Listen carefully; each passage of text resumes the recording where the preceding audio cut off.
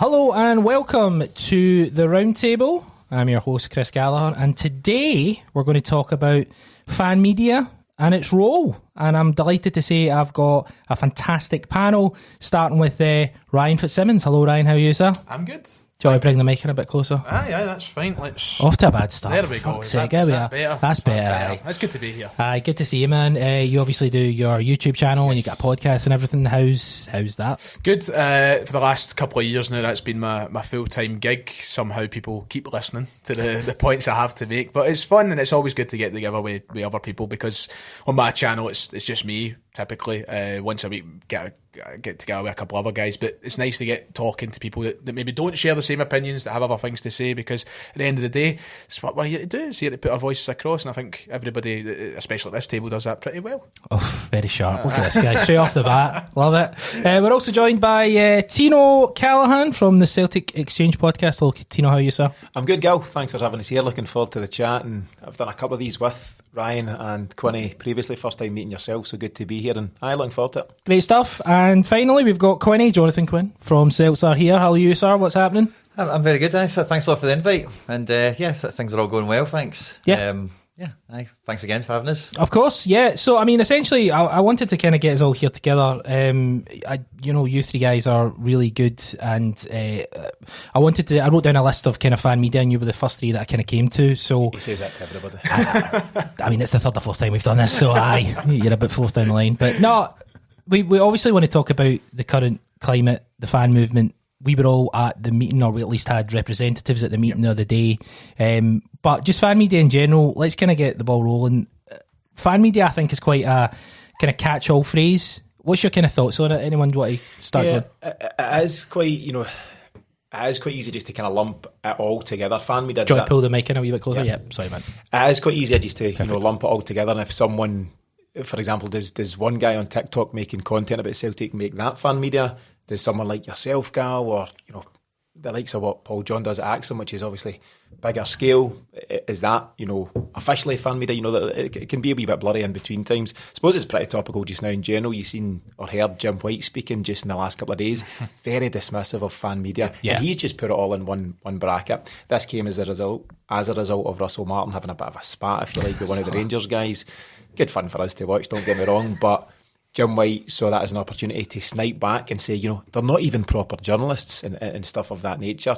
And I think that's really cheap and really poor, because, of course, there are people within fan media of varying degrees. Some will be exceptional at what they do, some average, but everyone's got their place. And I thought it was pretty poor, pretty cheap by Jim White just to dismiss it all as a one-off thing. Do you know what I think's funny about that? See, Sky Sports, they all of a sudden start having like YouTubers and like fan media people on, so like it's a complete there's a whole new programme on Sky. I think the whole purpose is to get any average Joe to go on their WhatsApp channel, leave voice notes, get involved in the programme, and then they've got presenters that dismiss it quite quickly. So look, fan media for me is something that's not new.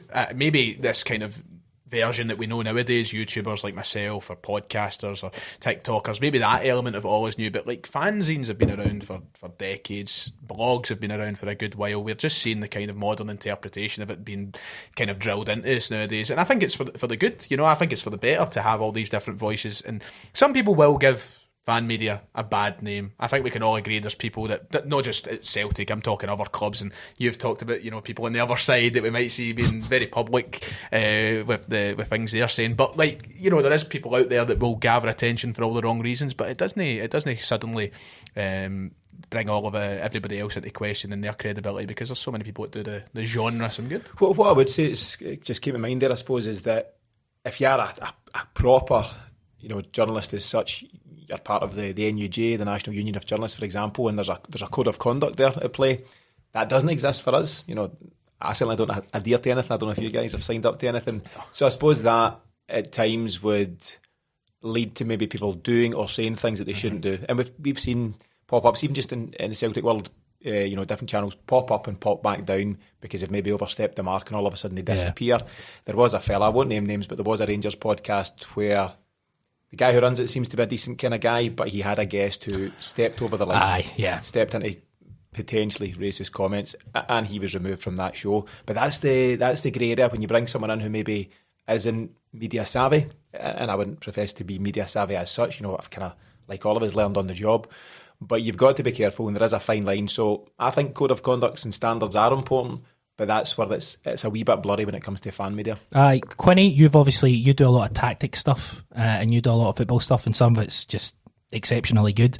And that's something that I think, if I put out a tweet about Chris Boyd and how he offers absolutely fucking nothing when it comes to he just you can see the cogs working when he's like, he doesn't know what he's going to say next. He offers no insight, but we've got like Christian Wolf and Will and stuff that do stuff for us. Like, it's a different world compared to what's been put out in the broadcasting. And I think, I'm really glad you started off with the point of the catch-all kind of label, because I do think that's the point we're at now with fan media or whatever the name doesn't really fit anymore, because if you wind back the clock, fan media originates with like Arsenal Fan TV and all these types of things where it's about the match day experience, it's about being a fan and going there, getting in your ticket and all that kind of thing. And also we've got Paul, Celtic Fans TV is kind of like the standard bearer for that, for Celtic fans obviously. And now it's much more than that. Like you say, like the stuff that I do personally is maybe a bit more pitch focused or whatever.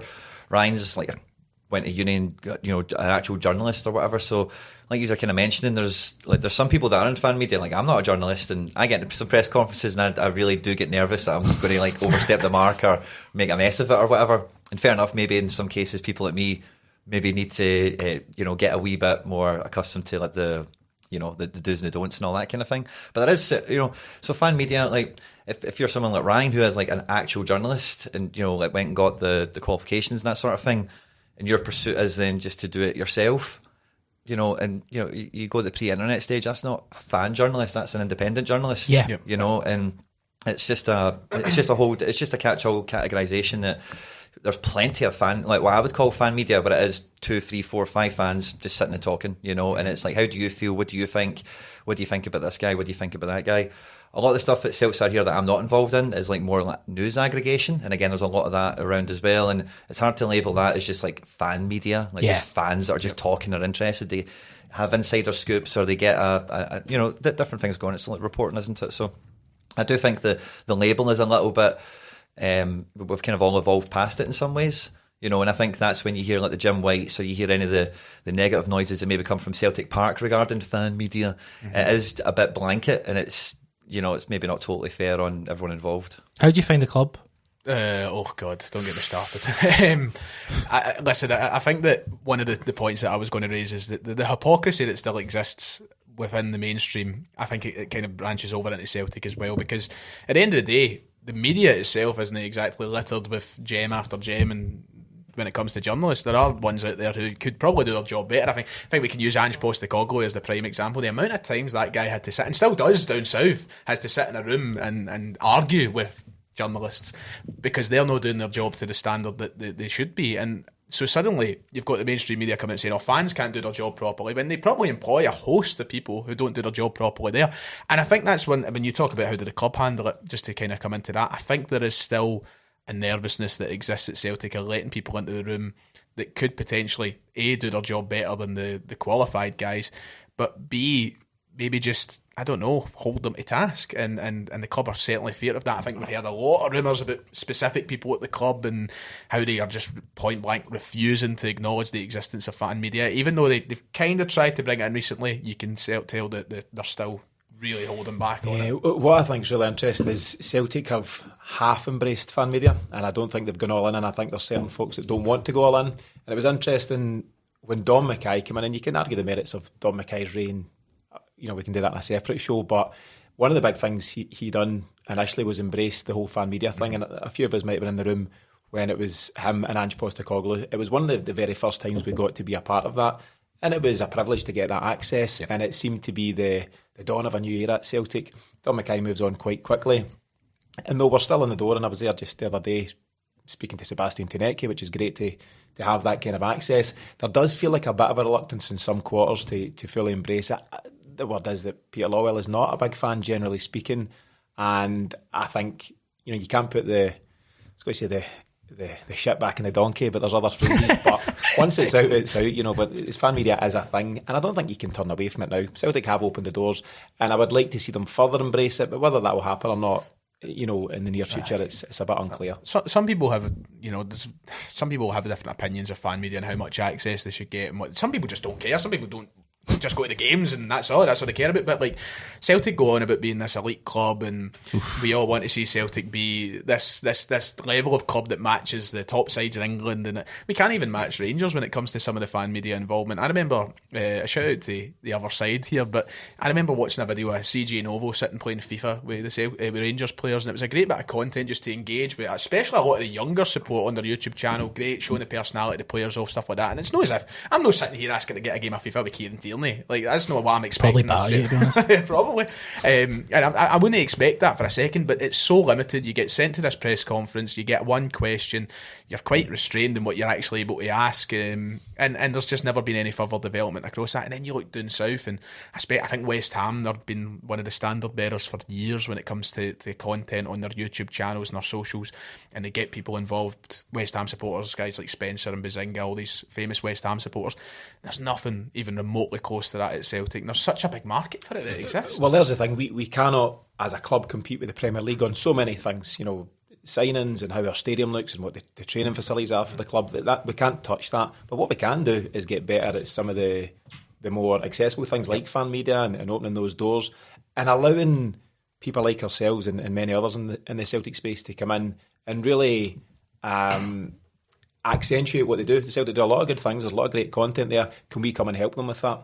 I think even to go back to Paul John, he gave a good example. I think it was a home kit launch, whenever it was, just recently there. Oh, was it the away kit when they had Charlie Mulgrew and such in it? Less so that one. So the video of McCool's was pretty well done. But for the home kit, sometimes we get a wee heads up on different things. But basically, we didn't get anything. We usually get the stock images. Here's Jota and Callum McGregor modelling the kit. We get nothing at all. And Paul John suggested a kind of junket style approach that you might see, I don't know, old example, Brad Pitt was promoting his latest movie. You would get Brad Pitt in a room and he would just work his way down the various different people, and they would get their own wee exclusive or their own content that they could then use. Because if I go into the Sebastian Tenecchi press conference yesterday, and again, we appreciate the access, but there's 4 of us there from fan media, therefore all 4 of us come away from the 12-13 minute press conference with the same story. So there's no exclusivity, and again, I'm not being unappreciative of being allowed in the room at these kind of things, but what allows you to get the Celtic Exchange angle on Sebastian Tenecchi, which would be different from Axum who were there and Celts are here who were there with Michael, there's nothing exclusive. Can we do it better? I would argue that yes, and it shouldn't be a budget thing. It's kind of a free thing to allow us more access to help them. It would help everybody, generally speaking. Yeah, I think from our perspective, we used to get into the press conferences in like 2016-17 when Rodgers was first coming in. We managed to get access. It wasn't official access, but we managed to get access. And the difference with what we were asking and what the journalists were asking, because we thought, right, we need an angle, right? So we asked them tactical questions. We asked Rodgers tactical questions the first time around, and the first time we asked him, he literally went, this is welcome to change. What? Okay. Oh, right. You're asking me a tactical question, because all the other questions were like, how you going to recover in time for the game on Wednesday and all this. And I remember when Ange first came to the club, there was it was one of the press conferences. You know how they work it now. It's usually the MSM, and then they've got 2 representatives of fan media, and it was just injury this, injury that. The mundane, the typical questions, and then it was either me or somebody else asked something a wee bit different, and you could see like the kind of like the joy in the face. They may have not came out and said it, but you could tell he was just glad not to be asked about an injury. And maybe that's due to the fact that you're the last person in the room to ask a question. You need to get quite creative, but you could tell there was a spot on what you're saying there about Rodgers. You could see Ange taking just that bit more time with the fan media question. He seemed to be quite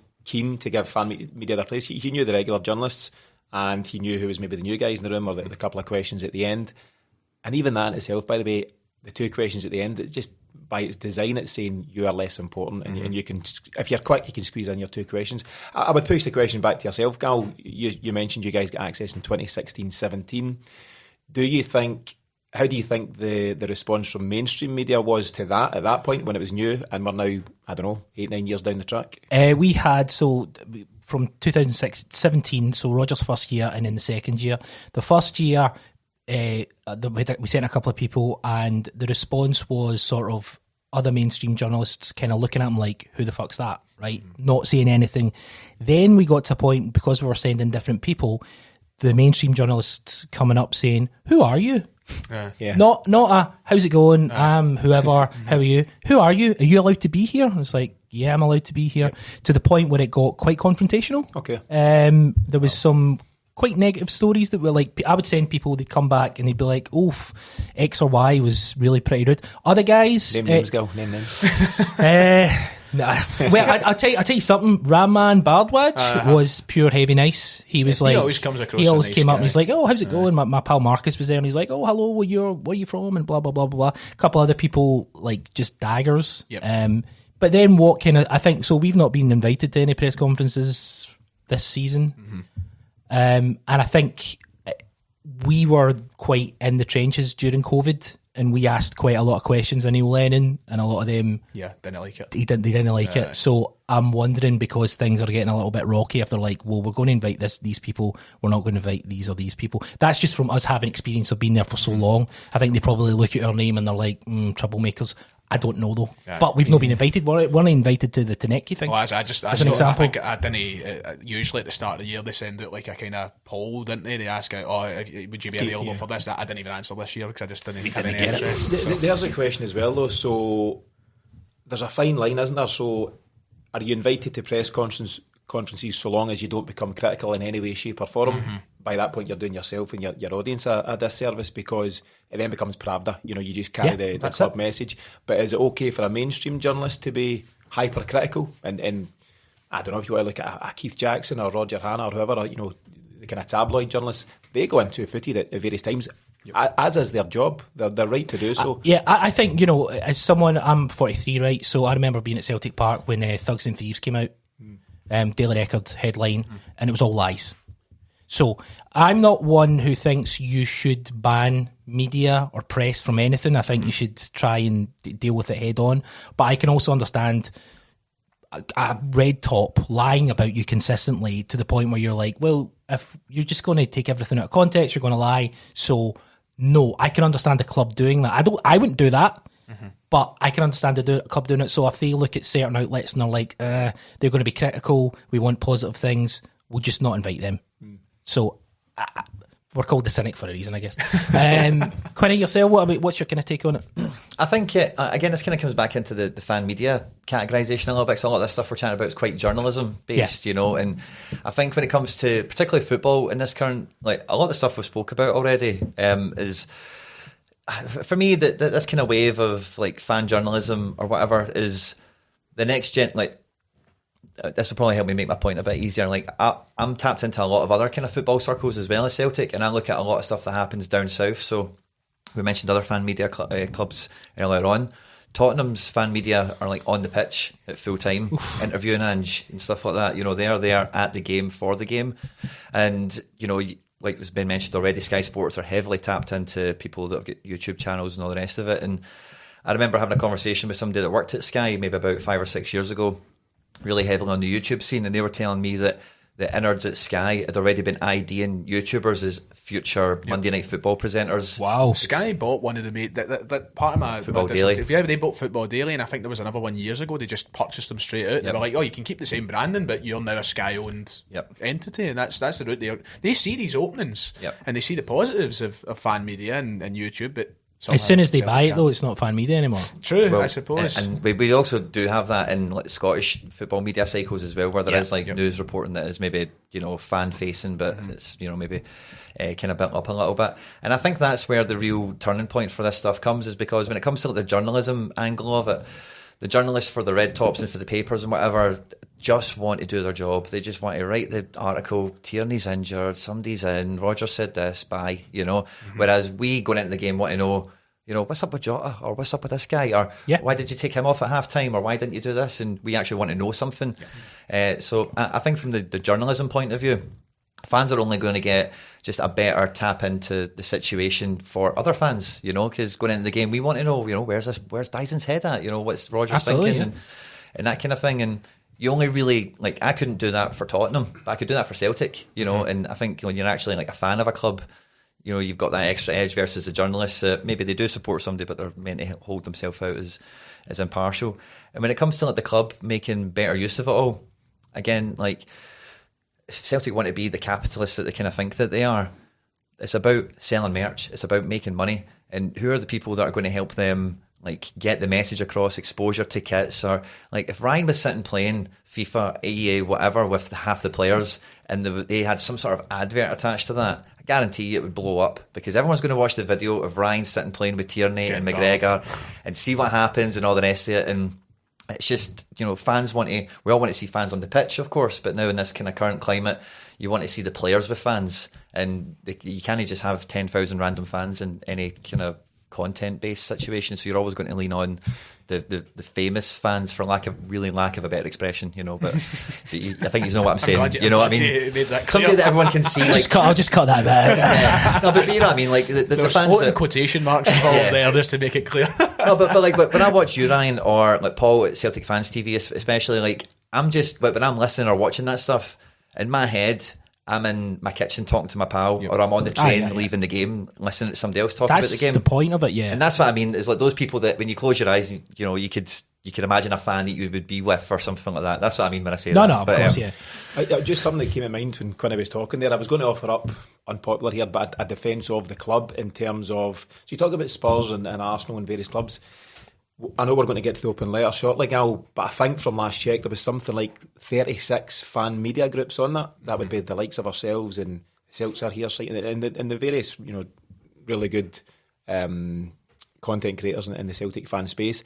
And how can the club possibly manage that? Because I'm sure everyone would love to have the opportunity to do, you know, the likes of the promo stuff you've suggested there. But how can the club possibly manage that? And I would feel, and I don't know for sure, that there's probably more fan media at Celtic than most Premiership clubs, even though they're huge and they've got bigger fan bases than us. Celtic's such a unique thing, and I know we've gone about that in different ways, and sometimes it's true and sometimes not. But I believe there's so many there, and I remember when around that Don Mackay time that I mentioned, there was a suggestion by the club that they would create a code of conduct for us all to adhere to, and I thought that was more than fair. You know, I think we'd all sign up, not to the point where they're trying to control your messaging, but if you overstep the mark, if you're maybe abusive in some way, shape or form, or you were just outlandish and creating rumours or something like that. But that code of conduct never came. So it's kind of just fast and loose. It's just out there in the wild. And I think Celtic would do themselves a favour by addressing that and creating that. So the idea I had quite a while ago was to potentially, you like this because it's wrestling related. I'm out. Yeah, I think most people are. Like basically a sort of an NWA where like a wrestler, like not wrestling, but like a podcasting sort of alliance where basically you have everyone get together and be like, okay, we come up with our own code of conduct. And it doesn't, maybe it's only about doing it at press conferences. You know, you're not going to tell people what to say, you're not going to, but having a set of, or like a charter, an official charter where it's like, okay, this is the Celtic fan media, and then say to the club, okay, that's the charter. We've all came together. We've all kind of put our names to it and, you know, come up with some sort of, you know, basis. You have a president that's a rolling president, and maybe that's pie in the sky, right? But so I think it would be better if we all came. This is what I guess this is trying to do, where we all come together so that we can go to the club and say, you know, we're too big now that you can't ignore us. Aye. We represent the fans. We, you know, and again, falls into the fan movement, falls into the open letter, something like those along those lines. I don't know. No, I agree. I think that there's so much that can be done and can be done better. Because this is I brought my dissertation with me the day that I wrote 2 years ago, just because I was like, this is the first time in my life that I can let's hear it. So, but the whole purpose of my dissertation was to talk about. So there was a report wrote in 2011 by somebody called Bruns, who basically was talking about gatekeeping in sports journalism and how social media and YouTube has ended that gatekeeping, and to what extent has it heralded change, like quality change, actual quality change. And it's really interesting because it talks about, you know, the reluctance of the mainstream and the reluctance of authority and whatever to accept fan media. But one of the things, I conducted a study, and granted it's a very small sample, I think I got close to like 600, 700 responses across a survey, but like 84% of people saying that they don't trust, you know, MSM, and 84% of people saying that they don't want to use MSM. They would rather turn to fans. They'd rather turn to people who, like us, who report for the sake of their own football club. I think that's the kind of thing that should be listened to, and that's the kind of thing we should put forward to the club. We should say, look, listen, people don't trust what the Daily Record's writing, people don't trust what the Sun is writing, yet you constantly decide to leak information to them. You constantly decide to use them as the unofficial spokespeople of the club. When you've got people like us that exist, and I don't want to be leaked information about how somebody at the club wants Brendan Rodgers going. That's the last story I want to be hit with. But like, why not use this free advertisement portal that now exists? Why not come to the 21st century? And as you said, if you put something forward towards the club that basically says, right, we have this or such and such, surely then that maybe demands a bit more of them, a bit more respect out of them, because we're the ones that are trusted more than the MSM, it seems. And I think the numbers nowadays probably suggest that. Yeah, I think everything I've said there all comes with the caveat that you can be critical of the club. Because... Well, okay, let's talk about... We were all, as we say, we were all at the meeting, and, we had representatives there. Do you think that's impacted how the club will trust fan media moving forward? I don't know is the short answer. It remains to be seen, because the meeting in itself was kind of the second... The open letter was the first step. Mm-hmm. The meeting was the second step. The protest at Kilmarnock was the third step at this moment in time. And as yet, zero response from the club on any of that, so it remains to be seen. And I suppose we'll get into it in more focus, but I believe that communication is at the heart of all of Celtic's problems at this moment in time. Yeah. There are, of course, in football things that all clubs can do better, whether it's how quickly you operate in the transfer market, how much you're willing to spend, all those things. But a great deal of, I don't know what's the word, you get a lot of goodwill by just communicating what you're doing or what you've done or what you intend to do. And Celtic don't do that very well. Or apologising. Exactly. They're not great at putting the pause up.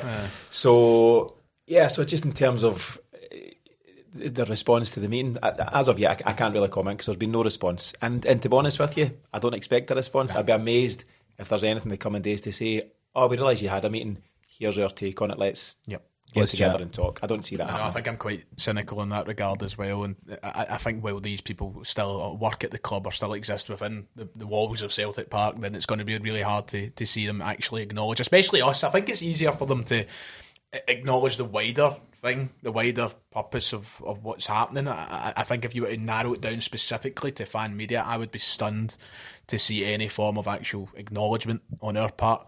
And I don't think that's because of anything we're doing wrong. I just think that's because the people who are in charge of that department at the club and everything else just don't care.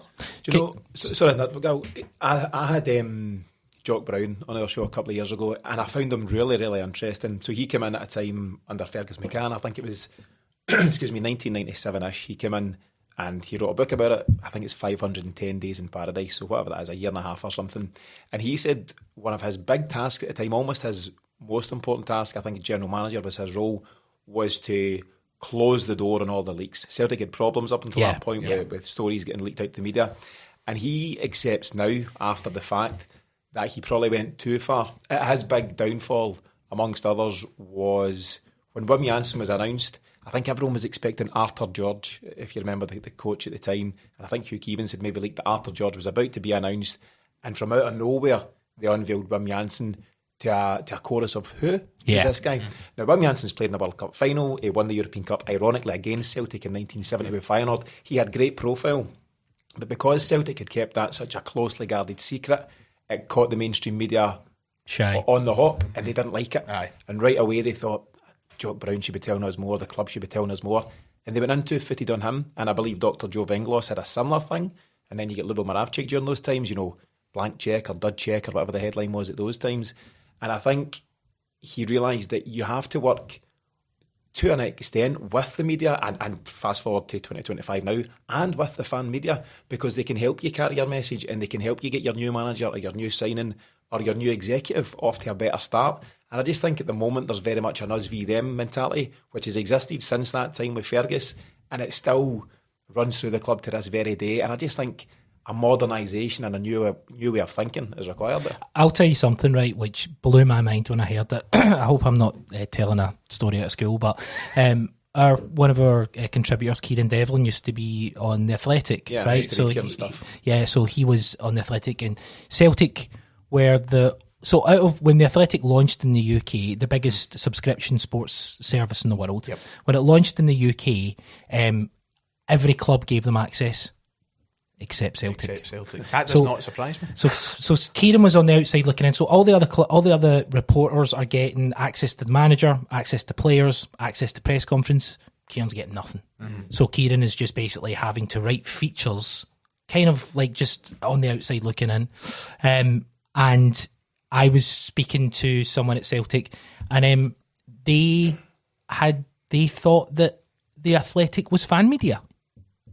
When it's one of the, I mean, It's the big. It's the big. It's the New York Times on Athletic. Yeah. They genuinely thought it was fan media, and there's a couple of stories that I'll probably have to tell you off air about stuff that happened, but outrageous that they thought The Athletic was fan media. I mean, it feels what like the fuck are we doing? That's the impression I've always. Sorry, I know you were about to say something there, Quinny, but the impression that I've always had for the outside observing, and I've always made it my aim never to speak.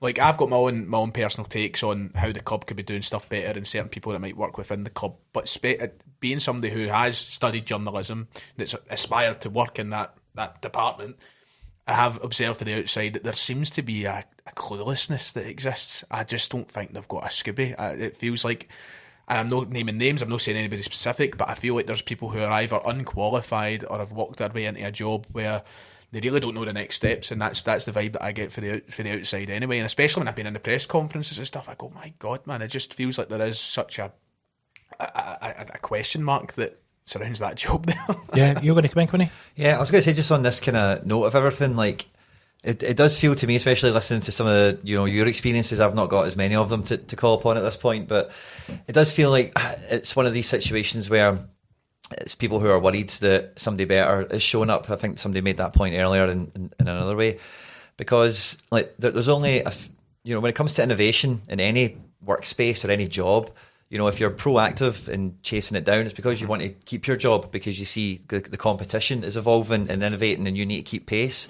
And if you're not doing that, it's normally because the innovation might retire you, it might take you out of the equation. You can't keep up with the latest kind of development, as it were. So I feel that does play a part in it as well. The Athletic thing, I didn't realise they were owned by the New York Times. I actually thought the Athletic was like the journalists that got together and went, we'll just do this ourselves rather than rely on the papers sort of thing. So that's what I thought. But it doesn't surprise me that because it's not called the something, or it's called the something, but like, yeah, it's not like a traditional kind of newspapery type name that they've just assumed straight off the bat. And that, I think that tells you just how disconnected they are, and that probably then leans into the fear of innovation might actually take my job away, or it might actually show me up to because they're obviously a purely online newspaper, to use that term. I had a similar example. A fella reached out to me on the 11th of August saying he was from Australia. He was planning to see Celtic play at Parkhead for the first time in 23 years, but he's a photographer, and a title out in Australia had asked him could he cover the Celtic Falkirk game. So he reached out to the club at that time, and I'd sent him a bit of advice who might be the right person to speak to. He got back to me on the 5th of September saying that he was now heading back to Australia. He said, I just want to take a moment to let you know how other clubs have dealt with the media requests. Crystal Palace, tick. East Kilbride, tick. Shrewsbury Town, tick. Women's Rugby World Cup, and even Stranraer v Clyde. He got access to all of them during his time here in the UK. He is still waiting to hear back from Celtic. Fuck. And that just tells you where it's at. I get the whole... Celtic are obviously like astronomically bigger than the likes of Shrewsbury Town, but I mean... Crystal Palace? Not even to give an answer though. Like that is, and like since we're all sharing sort of like personal stories as well. Like once again, I won't name names, but I have a very close friend, also with a degree in journalism, went for an interview at the club to work in the media department, and it was one of these roles, like I don't know, a producer or something like that. And he left. In his words, he left the interview knowing he wasn't going to get the job because he gave across all these ideas, and apparently they didn't even justify it with a kind of discussion. It was just like, right. Wrote it down, and then that was the kind of it, and that was the kind of how the meeting went back and forth for a half an hour or whatever. If you need evidence of how Celtic embrace or don't embrace new media, look at the fact that it took them so long to come on to social media. I mean, Twitter and Facebook primarily at the time, before Instagram and everything else kicked off. And for a long, long time, Tony Hamilton, who's, as we know, is now Chief Executive of the Foundation, Tony Hamilton's personal Twitter account, which I think is Polish Turnstile is his handle, that was the de facto club account. And for a long time, if you wanted Celtic news, there was no Celtic channel on Twitter. It was Tony, and Tony was kind of feeding out the news. And there was a real reluctance. And I worked at Celtic. I went into Celtic in 2012. And I remember as part of my interview process, I had to do a bit of a presentation on some different ideas to take the club forward, maybe similar to your pal. And I suggested at that time, you might want to go on this thing called social media. It's really taken off. And I remember talking about the fact that, Celtic should embrace this and get in that world. And obviously they do now, and they've got these accounts with kind of huge numbers, could potentially be bigger. But there is such a reluctance from Celtic to drag themselves away from the old way of working, whether it is by embracing social media, fan media, or anything else of that nature. For the avoidance, I just harping back to the same stuff and that, but it just speaks to so many other departments of the club as well. Like, it's not just like other fans who don't care about fan media or whatever. They care about ticketing, they care about match day experience, they care about everything else, and we're Jurassic in that as well. It's like we're stuck in the dark ages. They don't want to embrace modern ticketing systems where you can exchange your ticket. They don't want to embrace things that are basically happening at every other club. We barely see any modernisation to the stadium itself. It's not just in this department of the club, it's everywhere. In regard to back to the open letter and back to sort of the fan sort of movement, there was a discussion during I don't want to go into too much detail, but fan media and how we have essentially, as a kind of fan movement, we have this gargantuan thing that can basically represent the fan movement and get the message across. How do you think we do that? I mean, I know for talking sake, my channel just here to use as an example, like I enjoyed the fact that at the meeting it was kind of drilled across how important it can be. Because I think I don't know about you guys, but I feel like for years there's always been a kind of nervousness on my part of crossing too many lines or putting across too many messages, or wires might get crossed. I don't want to kind of volunteer myself to be any sort of spokesperson for any Celtic fan, and there's always been that nervousness of saying too much that you kind of put yourself out there as a voluntary spokesperson. But I was glad to hear that at the meeting it was drilled across, and there was a couple of the head organisers that making it clear that we have this tool that we didn't have in the 90s, that we didn't have in the early 2000s, so let's actually utilise it and let's hopefully get everybody on the same boat. Of course, different people across different fan media channels, podcasts, whatever, they're going to have different opinions, but I did enjoy the fact that they said, right, let's use it. And that's, I mean, I don't know about you guys, but I personally, I've been making it clear the last week or so that I will be using it quite extensively to try and drill this point across, so it doesn't go away anytime soon. Guys like Jim Orr from Save Our Celts that a lot of us know, and Matt McGlone, who anyone in Celtic world will know, they said they spent no end of time in the early 90s handing out flyers at games, going where the fans were at games, and frequently getting told to fuck off. And that was a challenge for them at the time. Now, as Ryan rightly says, there's a whole different vehicle available to fans, but the challenge is, and maybe we'll get to it as a topic, I mean, the four of us in this room might struggle to find agreement on certain hot topics, so you could imagine the Celtic fan base as a wider picture, and that's not just the 420 plus signatories to the open letter. There are fans across the world in Celtic's space, and naturally there will be disagreement. There was a bit of disagreement in the room on the night last Wednesday, albeit it was done pretty respectfully, as it should be. We don't always have to agree, but there should be a ground for disagreeing respectively and all those kind of things. So, but there is a platform to get the message out. But what is that unified message? That's the big challenge. With yourself, Quinn? I think that kind of comes back into what you were asking earlier in terms of like, what will the club take this statement seriously and everything. And I think what the statement has that maybe some other previous like rants or whatever haven't had is the supporters clubs and the fan buses and all that kind of stuff. And that's the other kind of arm of social media for me in this kind of context, is like the supporter organisations or the supporter clubs. And again, Paul John is probably like the one that's the kind of standard bearer in that regard as well, where it's about the supporters clubs and the actual fabric of the fan base. Because again, a lot of people that engage with social media, and this is the important part, and with the letter, I think, are not in Glasgow, are not connected to Celtic fans. The majority of the time I listen to fan content, I listen to it a lot anyway, but the majority of the time I listen to it is when I'm not around friends or when I'm not at games as much. And there's Celtic fans, as we know, all over the world, and so many of them don't have a pal at the bottom of the road, or don't go and watch it in a pub with a bunch of other people. And fan media is them. Like I said earlier, you close your eyes and it's like you're standing in the kitchen with your pal talking about the game and that kind of thing.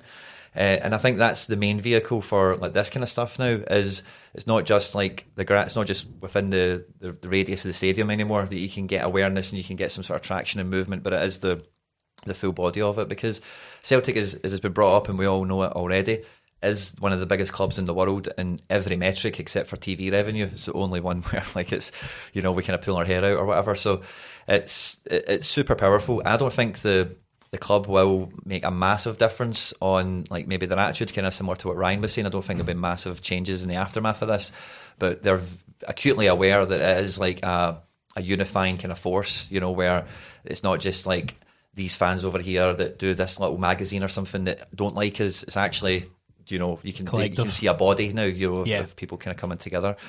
And I think the organisation will do really well. It'll be nice to see it kind of formalise and everything as well, and kind of just get itself on its feet, because the fan base is incredibly powerful. It's far more powerful than, you know, like again we've mentioned tons of other clubs, and that's the thing that Celtic have kind of used to our disadvantage this time, where it's like the example I normally use is like Dundee or something like that. If you're the owner of Dundee, you need to keep everyone in Dundee as happy as possible. Any Dundee fan outside of Dundee, who cares, right? But you need to look after them. With Celtic, it's the opposite.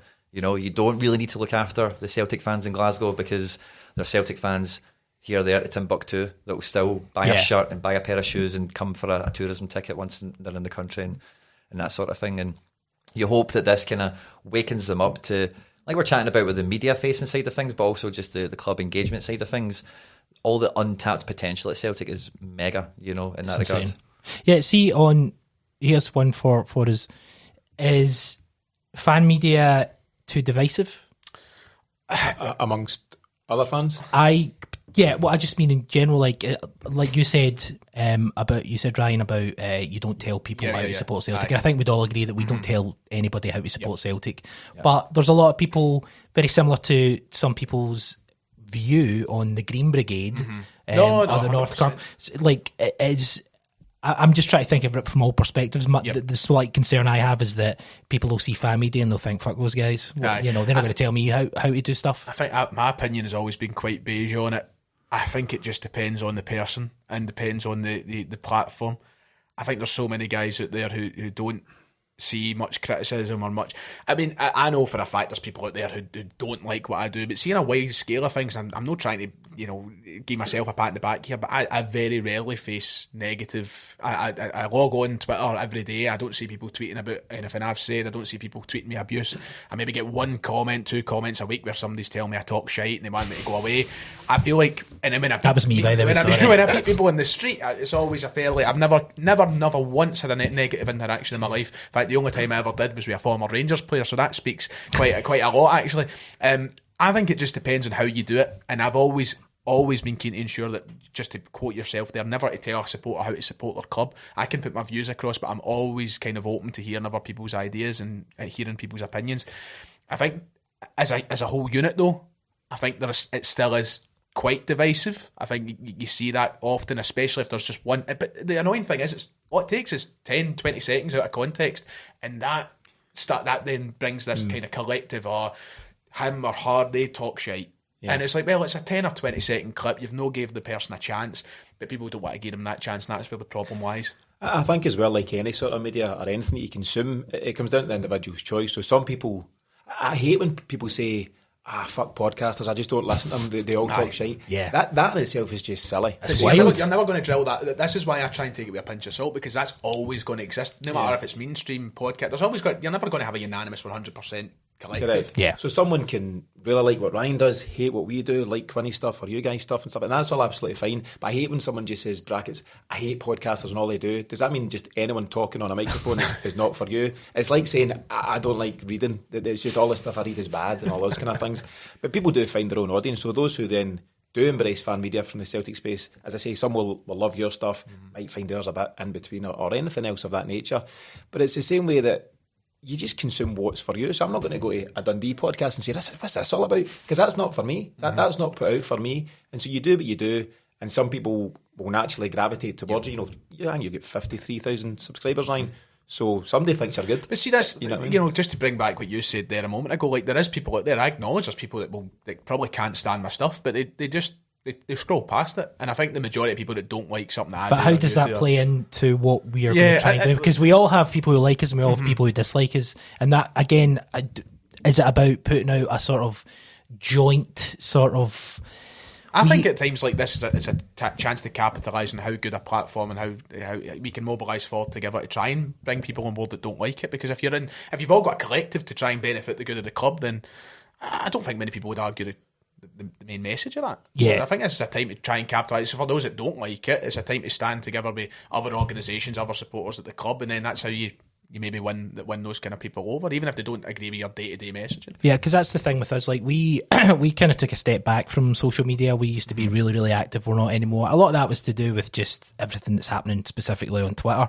So I think from our point of view, it would be more about what we put on, like our free weekly pod. Our free weekly pod is one that we can get to people, and obviously everyone has something that they put out for free.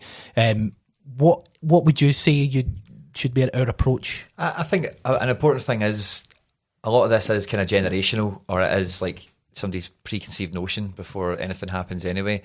And where does that come from? It comes from probably, maybe a distrust of the media that's gone by in the past before. But similar to Ryan, I've never had a negative experience with any fans who have recognised me from content or anything like that.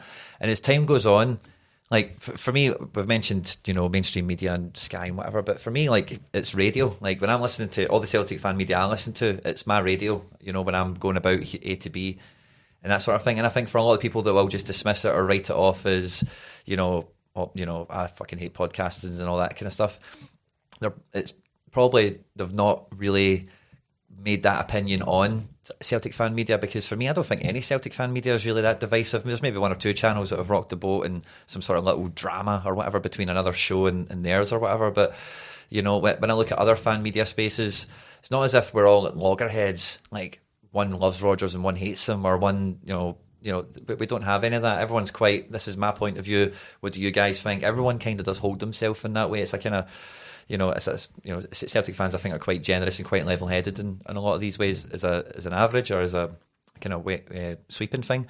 So I think those ones that are kind of turned off from it or already have this preconceived notion, it's one of those ones where it's just a matter of time before eventually they make their Facebook account, or whatever it is.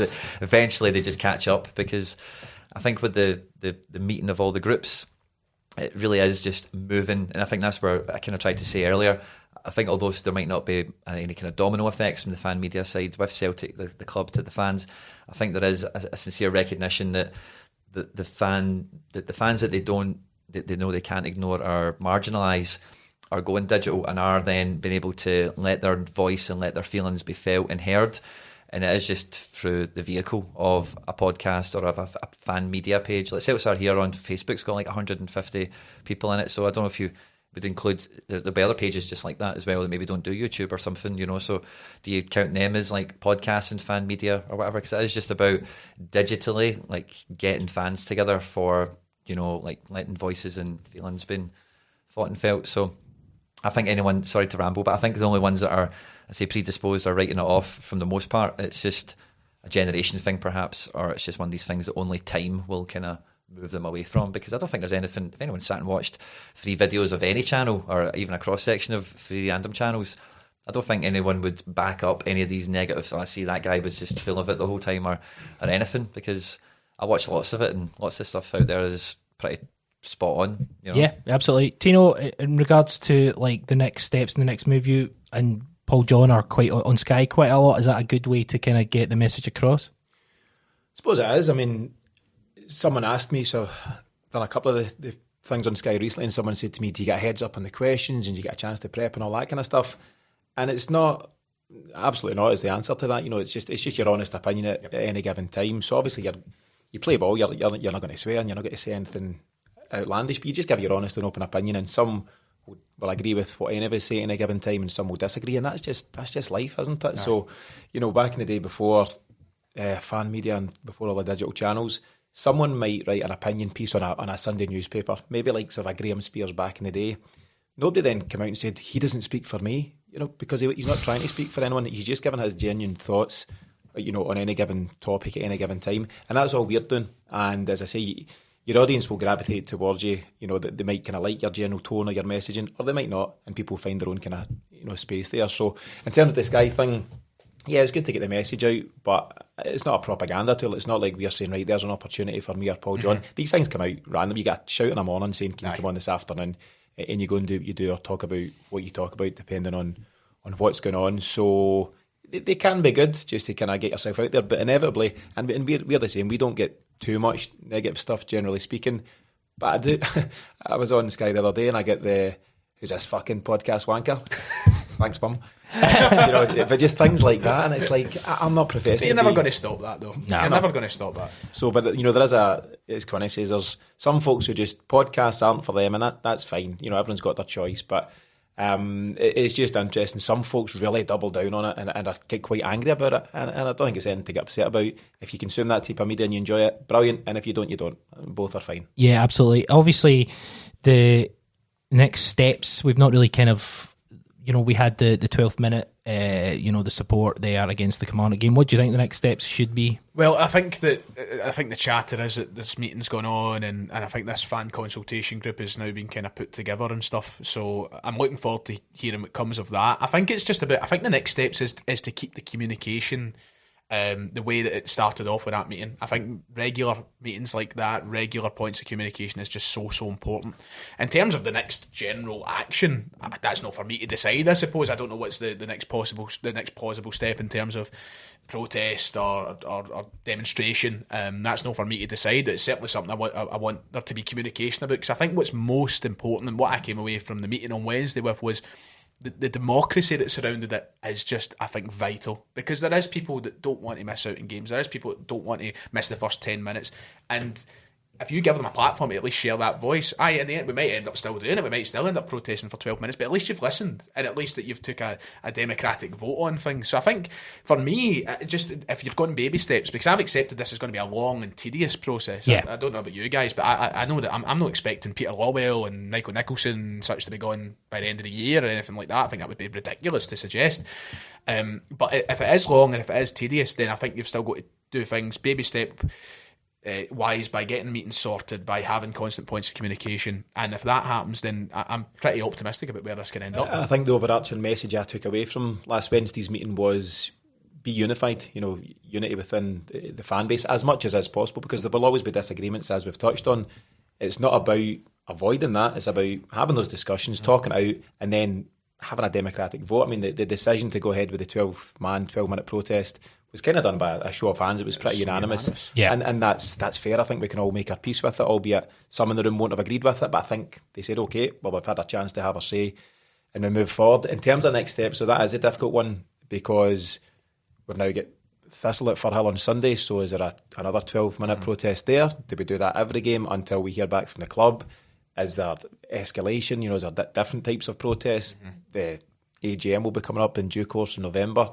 I don't know the next steps, and that is the big question, because there is a steering group. I believe it's being formed as we speak, but it'll be really interesting to hear what the consensus decide. How do we protest, and B, and this is a big one for me, Gal, what is the end goal? What is the North Star? So you mentioned, is it the removal of Peter Lawwell and Michael Nicholson? Some folks would say that's absolutely their target. Some folks, and it was Harry Brady from Celtic Underground and Paul from the RGC podcast, their big thing, and I kind of lean towards this, is going after the NEDs, the non-exec directors, which is most prominently Tom Allison and Brian Wilson at Celtic. Their job is to hold the board to account, and they're not doing so.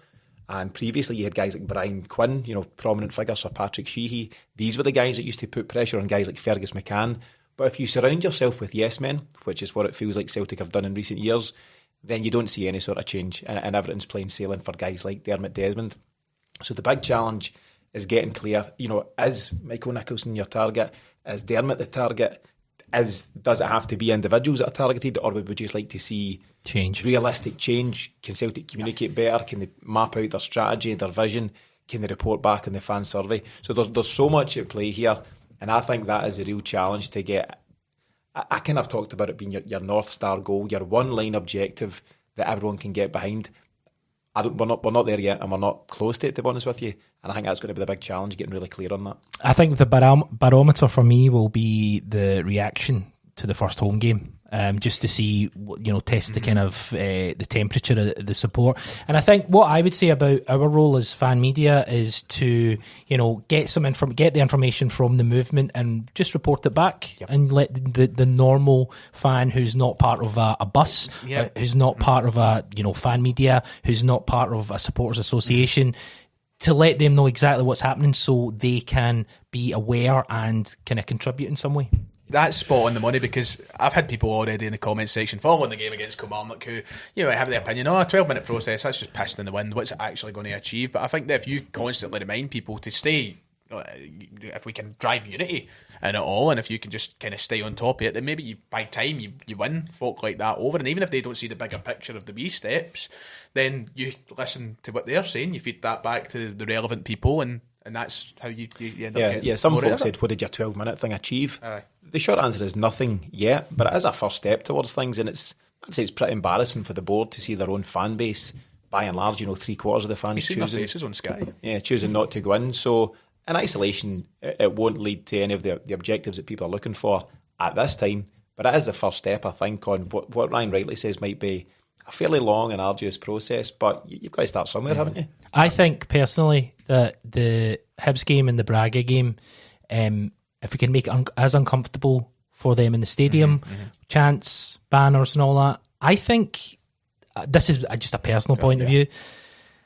I'm not sure these are the type of people that have got the backbone to deal with it. Nah, I agree. And I think the longer that goes on, I think the more uncomfortable they are, then something might happen sooner than you think. That's what I was going to say. I'm a bit more optimistic maybe than Ryan. I don't think it'll take too much, I think, for this to come out in the wash, because the state that Celtic fans have got to over the last couple of weeks, I don't think the board ever thought would be coming to them, and I think they, Europa League package, the kind of strike that's on them at the moment, and the 12th minute thing, I kind of maybe lazily thought that was just going to be the thing until we got the silence broken, but the effectiveness with that potentially, especially when we're at home, is it's a nice kind of subconscious way of stopping match day revenue spend, because if you're keeping everyone away from their seats and whatever, they're probably not going to be buying the drinks and everything, which again, that's where you want them to be hit hard. And I don't think anyone's ever going to stand up for these guys and say that they're really the do or die Celtic fans or whatever, right? But I think it's clear that at least some of them are at least Celtic fans of some description, and like you say, to be on the coal face of it like that, I don't think they're going to be comfortable there. I don't think they're going to enjoy it. I don't think they're going to double down and knuckle in and go, no, we'll screw you. We're just going to... I think somebody's resolve will break, or somebody will just say, I can't take this anymore. Or the powers that be will go, if this goes any further, the way these fans are going now, we'll just walk this a few steps down the road. We don't want to be dealing with this. We should be living the good life. We've got all this money in the bank. We've got Brendan Rodgers. We've got all this stuff, and I think I'm a bit more optimistic that they try and pull the handbrake on this before it gets out of hand and gives us something. What is that North Star? What is the thing? I always stop short of saying names because I just don't know who really is the culprit or who is the blockage. Whoever that is, that's the person for it. But I was really enthused by Brendan's comments in the press conference at the weekend there, because it was the first time ever that he'd been asked a question about beyond 3 years and he gave an actual real answer. And it was...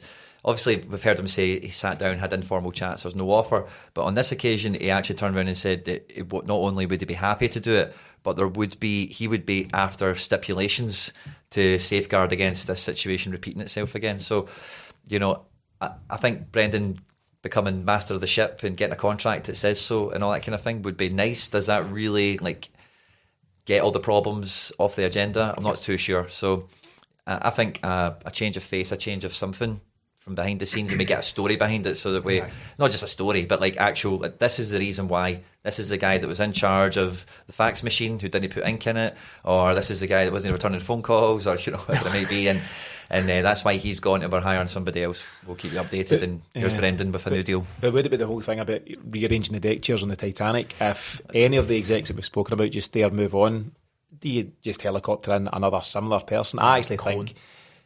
there's only real significant change at Celtic if Dermot Desmond wants there to be, and he's put the people in place that he trusts and that carry the message that he wants to carry. And I don't think he's going anywhere anytime soon. And his son Ross has got more involved in recent times. And I just think that he is also removed from Glasgow. He isn't here in the day to day, so he doesn't really care. I don't think you become a billionaire by caring too much about what other people think. And because he's not walking down the street in Glasgow and having anyone in his ear or disrupting his day-to-day life, I think he'll just continue as is. And he's shown historically his stubbornness. And the more fans say this, i.e. sack Neil Lennon during the COVID season, the more fans say that, the more he'll double down and say, just because you're saying it, I'm not going to do it. And I think that might be the case just now. I don't think he'll get rid of a Peter Lawwell, Michael Nicholson, Chris Mackay, Tom Allison, Brian Wilson, any other names I may have missed there, unless he really wants to. what Quinn says might well, play out though, in terms of these individuals might just say, I don't need this. I've had enough of this, and this isn't what I get involved in Celtic for. But I think Dermot Desmond is our big problem. And without sounding defeatist at this early stage, if he doesn't want to go, he's not going. There's nothing anyone can do. But the thing with Desmond now, that again, a lot of people are really highlighting at the moment, is he is like the biggest individual shareholder, but he's not actually on 51, Yeah. And like I say, I just think guys like this, yes, they make their money, they build their empires by not caring about people's feelings as much, and they can just be a bit more tunnel visioned with it. But they also, like, it's all about territory, it's all about controlling what you own and what you can, and he knows. There's you mentioned the David Lowe interview with Paul John last week, and he got himself just to the right amount. He didn't spend a penny more than he needed to be in the current standing position that he's in right now.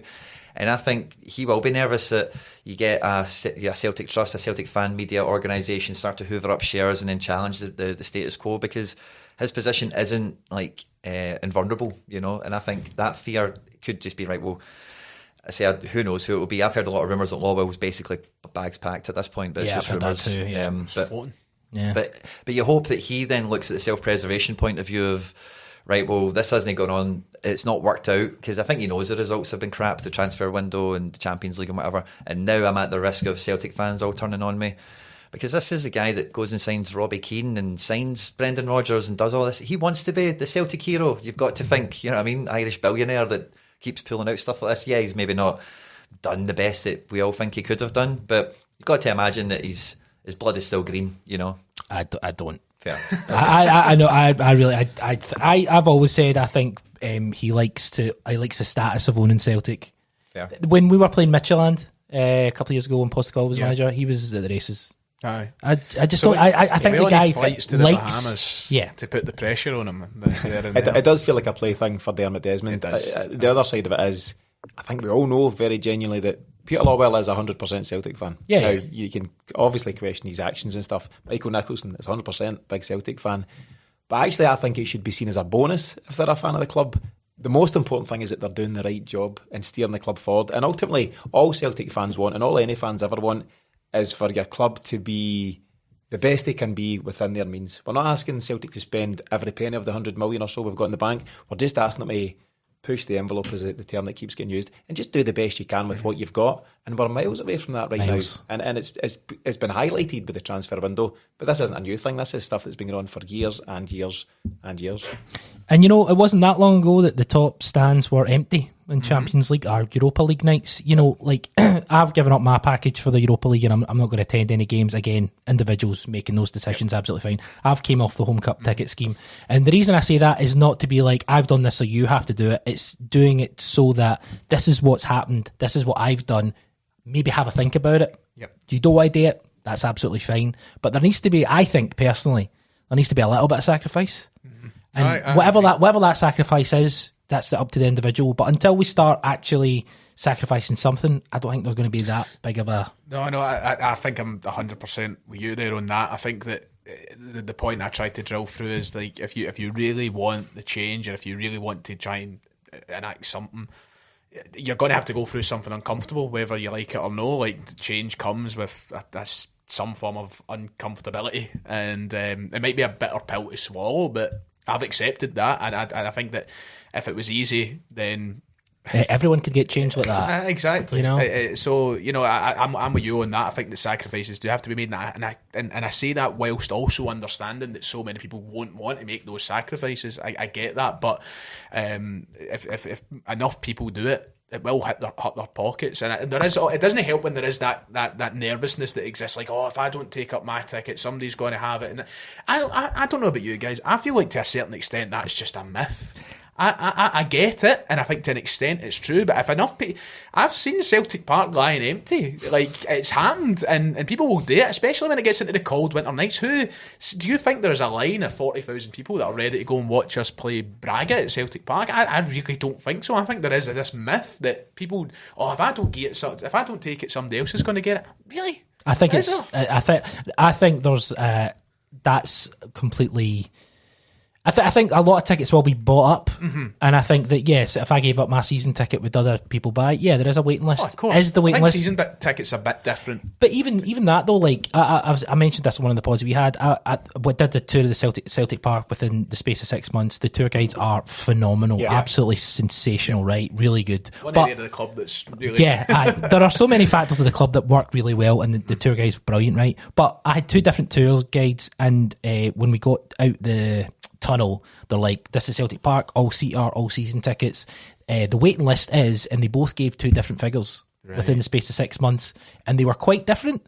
And I'm just like, I just wonder what it actually is. Yeah. You know, like I wonder if that's just that sort of fear factor that the club put out that if you give up your season ticket. I do know there is. I know people personally who I know there is. There will be a waiting list. 8 years and stuff like that. But as you, I don't think there's never ever been an official number. It's just rumours. I hear every summer. I hear, oh, there's 6,000 people ahead of me, or there's 12,000 people. I'm like, is there? Because I can't verify that. I think the club have lost the handle on what it actually is. I think it's just been topsy-turvy in how it's been managed over the years. And I don't think the tour guides, from a propaganda point of view, are told to, right, you tell them it's 10,000 or 20. I think they've just, like us, really, saying, do you know what, I've got a mate who was on it, and after 6 years he got offered something, but I've got a mate who was on it for 9 years and got offered nothing. I just think it's a wee bit mismanaged, to be honest with you. Absolutely, but it does. The club are loving the idea that there is nothing that you can do, and that's the point. It drives that fear factor. That fear factor that you know, no matter, you are basically helpless, because that's not true. But you know, it is good for them. I guess they're playing us. Aye, exactly. But you know, with the kind of, you know, we've got the Europa League. We've not talked about football, thankfully. It's been a real joy not to have to talk about. Aye, look, Tenecti looks great. Let's be honest. But listen, any kind of final thoughts that we want to go through, and kind of Quinny yourself, anything you want to bring up, just in general? I think with all the stuff we've kind of spoke on today in terms of the fan media, I've been really enthused by the real take up on everything from a lot of levels, because the Celtic fan base, like we've all kind of highlighted in different ways, is massive and is powerful, and it is one of the things the Celtic fans all know to be true, and that's really been the biggest problem, I think, for where the club has gotten to, where it feels like the club kind of know that the fan base, maybe not, it hasn't been fractured, but it's not certainly connected and thinking and working in unison as much. And that's the number one thing that's really came out of this over the last couple of weeks. And that's why I say I'm a wee bit more optimistic that change might be a little bit further afoot, because these things snowball really quickly and they'll be wise to that. And like I mentioned with the Desmond thing, you know, like if he wanted to go and buy some more shares, it gets really expensive for him to secure his position, you know, and if he has that tight, then that's probably not something he would rather do versus just like making us happy and spend 10 million on a striker or something like that, or put ink in the fax machine or answer a phone call or whatever was missing over there.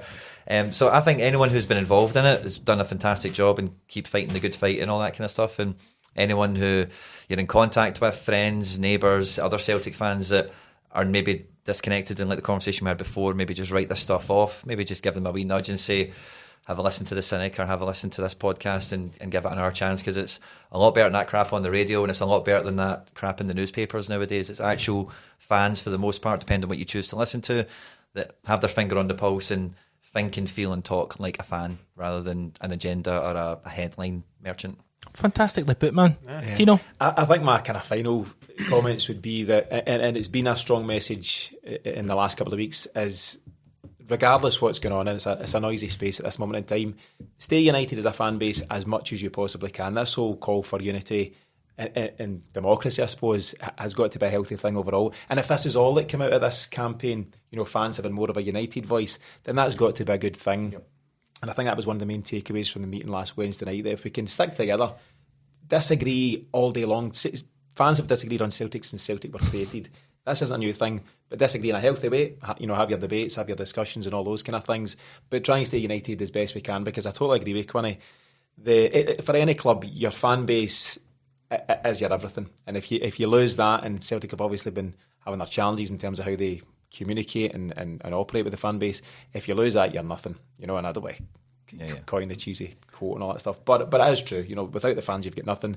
And if we can stay united and have more of a collective voice and a democratic fan voice moving forward, then above all else, whatever else plays out at this particular time, then that's got to be a good thing. So whether you like fan media, whether you like podcasts, whether you love Quinny, hate Ryan, vice versa, whatever it might be. Understand. Stick together, stay united, whatever we're doing moving forward. Perfect, love it. Ryan? I'll keep it brief. I mean, what is there to say that hasn't? I think that history dictates across, out with sport, out with Celtic, that the people will always somehow win. I think that's just one of the messages that I've tried to drive across. And if we stick together, to touch on what both Quinn and Tino have already said, if we can be united, if we can remain solid as a unit, I think that there's no limit as to what could be achieved. It is just about trying to keep it going. So, don't forget how angry you were when the transfer window shut, or how angry you were when we dropped points at Ibrox, or how angry you were when we lost to some Kazakhstani team that we'd never heard of months prior. Keep that in the mind and don't let any Europa League success cover it up. That's just kind of the narrative that I'll be rolling with for the next 12 months especially. Ryan from Ryan118? Yes. Ryan118 and the Celtic the Thunder? The Celtic the Thunder. Thanks for getting involved, sir. A pleasure, and thank you to the brilliant audience for listening. A lovely debut, I enjoyed it. Lovely. Tino, Celtic Exchange Podcast, thank you for getting involved, sir. Thanks, Gal, great to be here. Quinny, Seltzer here, top man. Thank you very much. Pleasure. Great stuff. I'm your host, Chris Gallagher. Thanks for getting involved and listening to all those great podcasts. And we'll speak to you down the road.